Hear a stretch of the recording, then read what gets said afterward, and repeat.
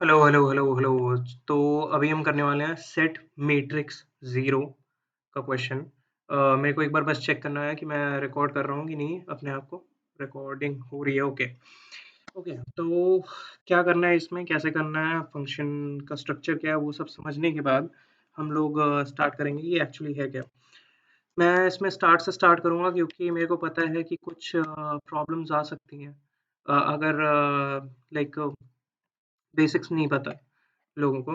तो मैं कोशिश करूँगा कि मैं बेसिक बताते हुए चलूँ, क्योंकि अब मैं चाहे जितना अच्छा कोड बता लूँ, अगर बेसिक नहीं पता है तो बहुत प्रॉब्लम क्रिएट होगी इसमें। तो मैं साथ ही ये क्यों परेशान कर रहा है मेरे को?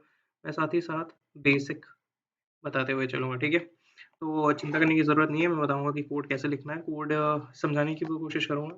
तो स्टार्ट करते हैं इसको सॉल्व करना, ठीक है? तो मैट्रिक्स देख के डरना नहीं है, कोई बहुत बड़ी बात नहीं है। समझोगे हो जाएगा। मैट्रिक्स देख के लोग घबरा जाते हैं, लेकिन चिंता करने वाली बात नहीं है। ओके। तो मैट्रिक्स होता क्या है? तो मैट्रिक्स होता है, अगर बहुत सिंपल इसे अगर हम लोग एरे कहते हैं, ठीक है? One dimensional matrix is two dimensional, ठीक है? अब मैं ये बहुत बेसिक बता रहा हूँ, सुनते जाओ आप, कहानी की तरह सुनते जाओ, ईज़ी हो जाएगा। यहाँ पर सिर्फ एक पैरामीटर के साथ काम होता है, एरे सिर्फ या वेक्टर सिर्फ ऐसे बनाते हैं अपन, ठीक है? यहाँ क्या होता है, यहाँ 2 चीज़ें रहती हैं, यहाँ होता है रो और ये होता है कॉलम, ठीक है? अब मैट्रिक्स का स्ट्रक्चर देखते हैं। ये जो चीज़ ये गई है, ये रो है और जो चीज़ ये नीचे आई है, ये कॉलम है, ठीक है? अब रो कॉलम हो गया। अब हम लोग जैसे वन डायमेंशनल में पॉइंटर्स चलाते थे, कह लो आई मूव करता था, फिर यहाँ मूव करता था, फिर यहाँ मूव करता था। सेम रो के लिए आई वैसे ही मूव करेगा, यहाँ मूव करेगा, यहाँ मूव करेगा, यहाँ मूव करेगा। ये भूल जाओ अभी, नीचे वाला ये भूल जाओ, ये समझ लो कि ये वाला हिस्सा है, ठीक है? रो तो आई यहाँ मूव करेगा, यहाँ मूव करेगा, तो आई प्लस प्लस हो रहा है, ठीक है? मान लो लेंथ इसकी एन है, ठीक है?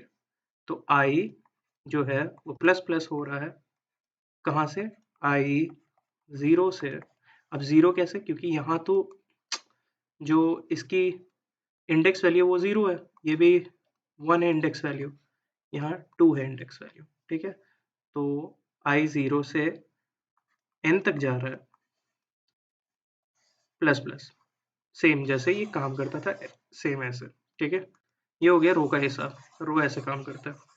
अब कॉलम पे आ जाते हैं, ठीक है? कहानी की तरह सुनते जाओ, कोई स्ट्रेस लेने वाली बात नहीं, ठीक है? अब कॉलम पे आता है ऐसे, कॉलम भी ज़ीरो से चालू होगा, ये 1 है, ये 2 है। अब लिख के बताता हूँ, ये 1, ये 0 है, ये 1 है, ये 2 है, ठीक है? थोड़ा क्लियर हो रहा है? जब नीचे की तरफ हम कर रहे हैं, तो यहाँ पर भी इंडेक्स वैल्यू दे रहे हैं अपन, 0, 1, 2, रो के लिए 0, 1, 2। तो अगर मैं ये कहूँ कि 0th इंडेक्स पे ये 0, 0 पे कौन सी वैल्यू है? तो 0 ये वाला और 0 ये वाला, ठीक है? तो 0th इंडेक्स पे क्या है? यहाँ से हम लोग यहाँ 1 कह देते हैं, ठीक है? और क्योंकि यही कॉलम की वैल्यू यहाँ पर है, तो 0th इंडेक्स पे 1 है। थोड़ा कन्फ्यूजन हो रही होगी, लेकिन फिर से बता देता हूँ। ये रही 0th इंडेक्स रो की, ये रही 0th इंडेक्स कॉलम की, ये रही फर्स्ट इंडेक्स कॉलम की, ये रही सेकंड इंडेक्स कॉलम की। अगर हमें ये वाला एलिमेंट चाहिए, ये वाला एलिमेंट चाहिए, ठीक है? मान लेते हैं ये वाला एलिमेंट चाहिए, तो हम क्या कहेंगे? अब यहाँ देखते हैं रो पे क्या है, रो 1 है इंडेक्स, और कॉलम क्या है? कॉलम यहाँ 0 है, ये कॉलम ये है, ठीक है? रो कॉलम, कॉलम यहाँ 1 है और रो 0 है, ठीक है? रो 0 कॉलम 1, तो रो 0 कॉलम 1 पे 0 है वैल्यू, ठीक है? फिर से जब तक ये क्लियर ना हो जाए तब तक देखते रहना, ठीक है? कॉलम रो, ठीक है? कॉलम रो, कॉलम रो, ठीक? अब अगर हमें ये एक्सेस करना है, ये वाला एलिमेंट। तो ये क्या है? ये कॉलम, कौन सी कॉलम? फर्स्ट। रो कौन सा? ये रो।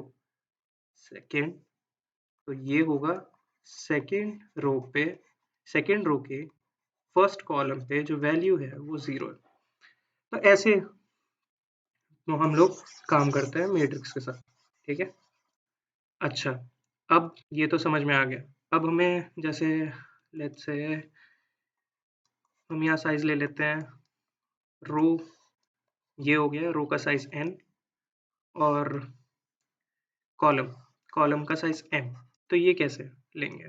ठीक है, तो रो के साइज n के लिए, ठीक है, रो के साइज n के लिए हम कहते हैं int n is equals to, ठीक है, ये पूरे 2D का नाम है मैट्रिक्स, पूरे का नाम बोल रहा हूँ मैं, ठीक है, ये पूरा मैट्रिक्स कहलाता है, ठीक है।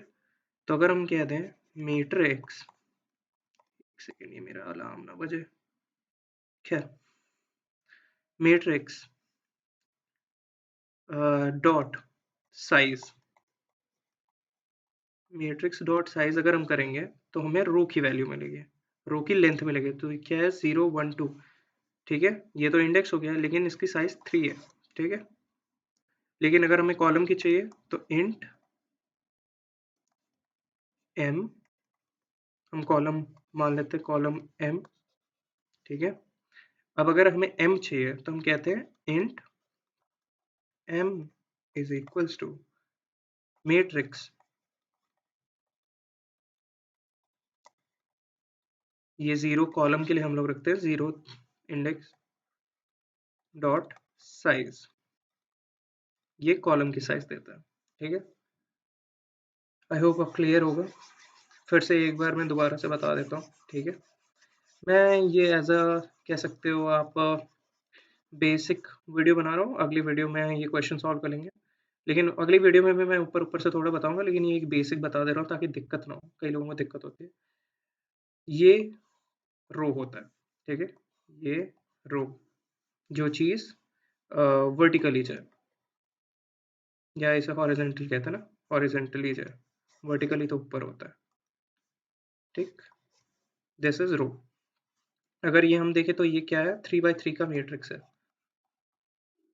ठीक है। 3x3 क्यों? 3 रो है 3 कॉलम है, एक रो दूसरी रो तीसरी रो, एक कॉलम दूसरी कॉलम तीसरी कॉलम, तो ये 3x3 का मैट्रिक्स है, ठीक है। ये इस साइड जाती है रो। अगर हम नीचे जाए, जैसे ये ये ये हो गया, ये ये होता है कॉलम, ठीक है। मैट्रिक्स रो कॉलम ये हो गया। अच्छा, साइज कैसे लेते हैं? लेट्स से ये n हमें पता करना है तो कैसे करेंगे? तो हम कहते हैं मैट्रिक्स डॉट साइज और इंट n, तो ये रो का साइज देगा, ठीक है। हमें कॉलम की साइज जाननी है, कॉलम में टोटल, तो हम कहते हैं int m matrix dot size, यहाँ पर मैट्रिक्स के बाद ब्रैकेट में 0 होगा डॉट साइज, ये देगा हमें कॉलम का, ठीक है। रो और कॉलम का साइज ये देगा लेंथ, ठीक है, ये कॉलम का साइज देगा।